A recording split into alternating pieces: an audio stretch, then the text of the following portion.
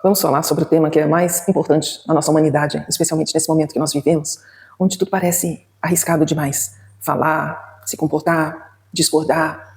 Nós vivemos numa sociedade hoje muito, muito opressora. E é curioso, né? Quanto mais liberdade, mais a gente se sente aprisionado. Porque a gente fica com toda a responsabilidade sobre nós. O que nós falamos, como o outro interpreta, o peso da responsabilidade, da liberdade, acaba, pelo seu lado oposto, gerando muita opressão, pressão, depressão, ansiedade. Essa é a sociedade que a gente vive hoje, uma sociedade extremamente doente mentalmente. Não sei se no passado era muito diferente, mas as necessidades eram outras e o convívio social também era baseado em outras regras. Nós temos todo esse passado que também às vezes funciona como um peso sobre nós, porque nós não queremos repetir, nós já sabemos as coisas que estão muito errado, mas ao mesmo tempo, nós temos poucos modelos do certo, de uma sociedade não corrupta, de uma sociedade em que tem igualdade para todos. Há muitos anos se luta por isso. Mas de verdade, qual é uma sociedade que você vê hoje como um modelo? Em que o grupo de pessoas mais sábias, junto com a população, toma as decisões mais acertadas. E também é assim na nossa família. Qual família você reconhece como um exemplo para você? Porque às vezes a gente tem uma em mente, até que se revele algum segredo e aquilo desmorona. Às vezes é assim na nossa própria família. Situações vão acontecendo, os patriarcas vão morrendo. E aí é que você vê o que de verdade ficou de bom dessa criação, dessa educação, desse grupo familiar. Assim é também no relacionamento. Muitas vezes nós investimos muito tempo, saúde, dinheiro, energia, para aquilo dar certo. Porque nós estamos vendo que é uma dupla, é um casal. E de repente, numa situação qualquer, a gente percebe que na verdade aquele sonho era só nosso. E que talvez você estivesse sendo opressor para o outro, querendo que ele se encaixasse nos seus sonhos, na sua expectativa de como era um relacionamento. Muitas situações nos mostram nossos equívocos.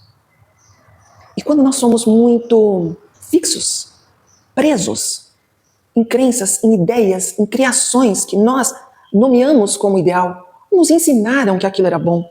E pior ainda, quando nos falaram que todo o resto não era, nós construímos os ismos. E como Bert Hellinger bem disse, não sei se alguém disse antes dele o mesmo, mas eu li na literatura dele, todos os ismos matam o amor. Por quê? Porque você cria uma bolha e tudo que está dentro disso, desse ismo, é bom. E tudo que está fora, não. Ismo, feminismo, machismo, socialismo, capitalismo, cristianismo, budismo, egoísmo. Tudo que se volta para aquilo que eu acho que está certo. Nesse momento, eu paro de olhar para o outro. Como se eu também conhecesse tão bem esse ismo que eu defendo. Porque às vezes ele só existe na minha cabeça. Quando eu vou ali para a prática, saio da minha teoria, daquilo que me ensinaram, me mostraram e eu acreditei, e eu vou olhando os resultados disso no mundo, eu começo a questionar. Eu realmente acredito no que essas pessoas que estão na mesma bolha, desse mesmo ismo que eu, ou não? Elas se parecem com aquilo que eu acredito? O que deveria vir a acontecer a partir desse ismo, ou não? Essa é a primeira reflexão. A segunda é, quem sou eu e quem é o outro? Porque quando eu olho para o outro, pode ser que eu me reconheça, ou eu veja o oposto, ou algo que eu nego, ou algo que eu já rotulei como isso não é bom, e a nossa relação já começa doentia, ou com uma grande tendência de sofrer muitos dissabores ao longo dela. E eu preciso do olhar do outro. Esse é o grande paradoxo humano. Como eu preservo a minha individualidade, a minha liberdade, numa sociedade. Porque somos seres sociais. O bebê precisa do colo da mãe, do olhar da mãe. É como se a gente invertesse aquele pensamento de Descartes. Penso, logo existo. Que traz para a consciência. E invertesse esse pensamento para sou visto, logo existo. Como se o olhar do outro desse validação, legitimidade à minha existência. Eu não penso por mim mesmo. E de verdade, não sei em que época da vida a gente começa realmente a pensar por nós mesmos, porque tudo que tem na nossa cabeça foi colocado pelo grupo em que nós estamos inseridos desde o nosso nascimento e depois nas nossas escolhas ao longo da vida, que também, em que momento elas passam a ser escolhas de verdade, baseadas na nossa liberdade, no nosso livre pensamento. Porque uma vez que esse pensamento é totalmente moldado pelas pessoas que nos educaram, que nos falaram o que era certo e errado, que de verdade a gente não tem muita certeza se esse pensamento é nosso ou não. Mas é assim que a gente funciona. E quando isso vira uma patologia, eu preciso demais da validação do outro. Como se ele fosse uma testemunha da minha vida. E eu posso fazer isso num casamento, sempre colocando, você não viu o que eu fiz? Olha o que eu fiz pra você. Olha como eu tô bonita hoje. Você não reparou que eu cortei o cabelo? O outro precisa estar olhando para nós o tempo todo. Pior quando a gente faz isso com os filhos. Olha tudo que eu fiz por você. Tudo que você é graças a mim. Eu posso cobrar. Eu tenho direito de cobrar o que eu dei porque eu quis para o outro. O outro tem que satisfazer a minha necessidade, talvez até narcísica, de que eu sou bom. Eu preciso do outro para acreditar que eu sou bom. E aí nós entramos naquelas pessoas que praticam muita caridade, por conta às vezes da religião, ou daquilo que ela acredita mesmo. E aí ela diz assim, olha, tanta necessidade no mundo, eu tenho tanto. Ou eu tenho tempo, ou energia, ou dinheiro, ou disposição, ou conhecimento. Eu posso ter muitas coisas. E aí eu quero que o outro tenha também. Sem considerar de onde ele vem, as necessidades dele, a história dele. E aí eu vou impondo que eu sou maior porque eu tenho essas coisas a mais. Mas às vezes eu camuflo isso. Ou, olha, foi Deus que quis, é a minha missão, é meu lema de vida, ajudar o próximo. E eu me imponho àquele que tem menos. E pode ser um professor com um aluno, ou uma pessoa numa obra social fazendo caridade, ou dentro de uma profissão médica, do direito, das terapias, eu sei mais que você. Claro, se eu estou procurando um especialista, é óbvio que ele deve saber muito mais coisas sobre aquele tema que me angustia, mas nada sobre mim. Eu não sei nem quanto ele sabe sobre ele mesmo diante daqueles temas que ele trabalha. Porque se a pessoa não tem uma experiência prática, de vida mesmo, ela só tem a teoria ou a técnica muito apurada. Será que ela realmente está te vendo e sabe conversar com você? Porque para eu me entender com o outro, eu tenho que sair um pouco do meu lugar. Realmente, eu tenho que ter bastante domínio dessa técnica que eu estou aplicando, até para me colocar no lugar do outro, quando eu não sabia nada. Então, que tipo de terminologia, de frases e palavras eu posso falar que o outro entenda, que o outro aceite, e que entenda que é uma ajuda realmente o que eu estou dando, e não uma imposição, baseado no eu sei, você não. Ver o outro como ele é, se colocar no lugar do outro para ter uma noção de como ele pode entender ou não aquilo que você está oferecendo para ele, é realmente sabedoria. É uma coisa que a gente só aprende com muito tempo de prática mesmo. Ou na verdade a gente relembra, né? Porque tem muitos estudos com crianças bem pequenininhas que ainda nem entraram muito na fase social e elas já são tão cooperativas, prestativas, às vezes sem nem muito modelo. Será que Rousseau estava certo? O homem bom? A sociedade corrompe? Nós não sabemos. São boas teorias, mas na prática, o quanto isso se aplica, e especialmente se aplica a nós, ao meu eu, o quanto eu consigo entender essa informação. Por isso eu preciso ler muito, eu preciso conhecer muito, eu preciso me abrir muito ao olhar de todas as outras pessoas, porque cada ser humano é único, irrepetível, como dizia Viktor Frankl. Não tem dois igual, não tem. Mas nós ficamos procurando o outro parecido conosco, nossas bolhas, nossos grupos, para que a gente se sinta visto, existente, validado, reconhecido. Dentro da universidade, fazendo mestrado, doutorado, eu achava uma coisa muito engraçada, como a necessidade de ser citado, porque isso gera pontuação para o programa e para a pessoa. Olha, o que eu estudei, outros estão estudando também, estão tendo a minha pesquisa como referência. Mas também percebia o quanto isso tinha de ego. Não que uma universidade é diferente de uma empresa, não é, mas uns citavam os outros meio em agradecimento. Algumas pessoas citavam elas mesmas N vezes num artigo que ela estivesse escrevendo novo. Quer dizer, eu tenho como referência tudo que eu já escrevi, claro. Eu tenho como referência o que fulano escreveu, claro. Mas o quanto tem de verdade nisso? Ou fica só uma cobra comendo, engolindo o próprio rabo? A bolha, o circular, tudo que está dentro desse grupo valida. Fora, não. Então, conforme o lugar que eu me coloco, como eu me vejo, é assim que eu vou olhar para o outro.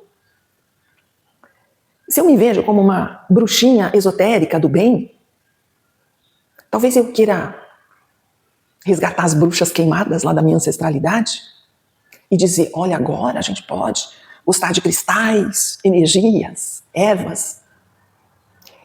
Mas se eu coloco isso como só isso importa, quando vem uma pessoa aqui do outro lado, que pensa diferente porque foi criado num sistema diferente, familiar, cultural, étnico, enfim, de outro país, não importa. Essa pessoa, de repente, vem de uma família que há muito tempo só tem médicos e pessoas muito ligadas à pesquisa, ao estudo, aos diplomas, certificados. Eu posso pensar, esse aqui não entende nada. E esse aqui pode pensar o mesmo de mim, porque ele não sabe nada da minha história e de onde eu venho. E aí eu não vejo, às vezes, ele simplesmente como um médico. Eu vejo como um inimigo, que está com armas na mão. Então, tudo que ele fala é ruim. Por que eu vesti essa roupa primeiro? De defensora do passado, das minhas crenças. Como eu disse, será que são minhas mesmo? E aí eu nomeio todo o outro grupo como doentio. Se eu sou criada para casar, ser mãe, o que eu vou ficar procurando do outro lado? Os noivos? Esse se encaixa no modelo de homem que vai me dar o futuro que eu quero? Ou os bons pais para os filhos que eu quero ter? Eu estou olhando para cá ou eu estou olhando para o que esse grupo, de onde eu vim, espera de mim? O que esse grupo me ensinou sobre casamento, família? E se em algum momento eu percebi que não havia coerência entre teoria e prática, eu posso simplesmente me rebelar e dizer, isso aqui é tudo que eu não vou ser, porque para vocês foi doentio. As mulheres aqui sofreram nas mãos de maridos déspotas, por exemplo. Então, eu não quero ser mãe, eu não quero nenhum tipo de homem, eu vou ser talvez uma puritana, vou ser freira, como era antigamente, porque esse universo masculino é opressor, então eu vou me casar com Cristo, que era um modelo ideal, e todo homem eu vou ver como ruim, mas eu também posso virar uma eterna adolescente, me pintar, me fantasiar de mulher independente, bem resolvida, ou ser realmente uma eterna dependente dos pais, me recuso a crescer, me recuso a fazer parte dessa sociedade doentia. Então eu fico sozinha, ou eu fico brigando com fantasmas que eu invento para dizer não quero ser vista por esse tipo de pessoas. Fico procurando minhas tribos e me fecho nelas.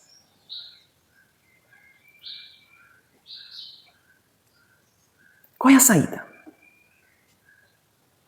Se autoconhecer, conhecer sua história, seu próprio grupo, de onde vêm suas ideias, suas crenças, testá-las na realidade, discutir com pessoas que pensam diferente de você, no sentido de se colocar no lugar delas, entender de onde vem o pensamento delas, ver se isso tem aplicabilidade no mundo ou se são só ideias. Basicamente, nós somos sujeitos de pesquisa da nossa própria história. Nós somos nossas próprias cobaias. Para que a gente possa descobrir quem a gente é, o que é realmente nosso, o que a gente quer que seja, em termos de ideias ou coisas. Mas nunca pessoas. Pessoas nunca são nossas. Nem filhos. Eles vão embora, natural. Isso não significa abandono. Temos vários parceiros, talvez sócios ao longo da vida. Aprendemos com todos eles. Naquele momento foi necessário. Era o que eu buscava. Eu atraí. Talvez eu pensasse, se parece comigo. E ao longo do tempo eu fui percebendo que não. Que do mesmo jeito que eu projetava ideias sobre o outro, ele também sobre mim. E aí houve um desencontro naquele encontro. Que nós podemos ir superando juntos ou desistir. Porque às vezes o custo que tem que se investir numa relação para que ela comece a andar nos trilhos é muito grande. E eu não estou disposto, ou pelo menos não naquele momento. E a gente tem liberdade para ir embora.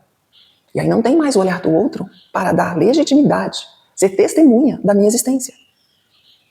Eu vou procurar outro correndo? porque era aquele que estava errado, outro grupo, outra pessoa, ou eu vou parar e olhar para mim mesmo e para a minha história. Porque frequentemente, quando nós temos uma pessoa desse grupo e uma outra pessoa desse grupo, por mais que ela se pareça conosco, ela não é igual a nós. E quando a gente olha para além dela, talvez tudo isso que a gente desaprove nela, todo esse grupo aqui, do qual ela vem, e aqui vamos dizer bem o grupo familiar, também tem o mesmo olhar sobre nós. Tudo que eu rejeito, porque eu tenho que colocar uma força de afastamento daquilo, me exige muita energia. Eu paro de olhar para mim, eu só fico olhando os absurdos que o outro grupo faz. Fica confortável, não é? Achar culpados. Porque eles não nos dão validação. Então os inválidos são eles. Quando eu aceito, não significa que eu me submeto. Apenas que eu começo a dar os primeiros passos de compreender o que acontece ali. Observem que as guerras acontecem sem os dirigentes daqueles países, grupos, conheçam muito bem a história do outro grupo. Eles pegam um recorte da realidade agora, tem um líder horrível lá, vamos atacar, estão prejudicando tudo e todos. Antes de ir lá, entender a história, a língua, o jeito que tudo aquilo aconteceu, daquelas pessoas que já declaram guerra. E aí os jovens que estão totalmente tomados por essa criação dos seus grupos vão morrer em nome daqueles que não se entendem. Nas famílias não é diferente. Muitos vão em sacrifício. A troco de nada. A troco de fantasias, ideologias. Toda vez que você tiver um conflito com alguém, não olhe para a pessoa. Olhe para além dela. Tudo que ela traz. E também para tudo que você traz. Para só depois dizer, sim, foi assim para você, foi assim para mim. Ainda é. Mas eu posso te convidar a fazer diferente. A criar relações com mais respeito, união, diálogo, compreensão, afetividade, gentileza, educação. E ver como nós nos saímos dessa nova experiência. Porque somos sempre sujeitos de pesquisa da nossa própria história. E juntos podemos realmente trazer tudo isso como foi no nosso coração. E aí estamos em paz e fluímos. Pode ser uma sociedade, pode ser uma amizade, pode ser um casamento, tudo gera frutos, tudo. Porque os que vêm depois terão um novo espelho e novas oportunidades de criar um mundo mais amplo, mais real, um mundo mais cheio de vida para todos, ou para aqueles que quiserem, porque nós sempre teremos aqueles que estão no contrafluxo e precisamos ficar muito atentos, não para combatê-los, mas para não ser refém de tudo aquilo que nós não conhecemos ainda em nós. E acabamos por nomear e julgar o outro. Sim, há seres humanos muito perigosos, doentes, e que nós precisamos também compreender para nos proteger.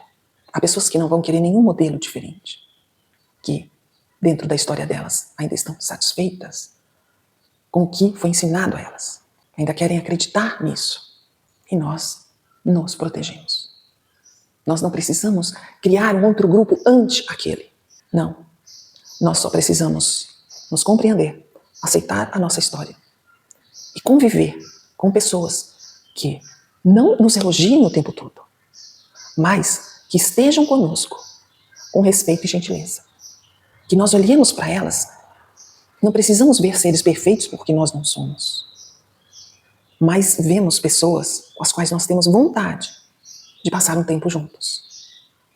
E esse olhar nos enriquece a ambos. É isso.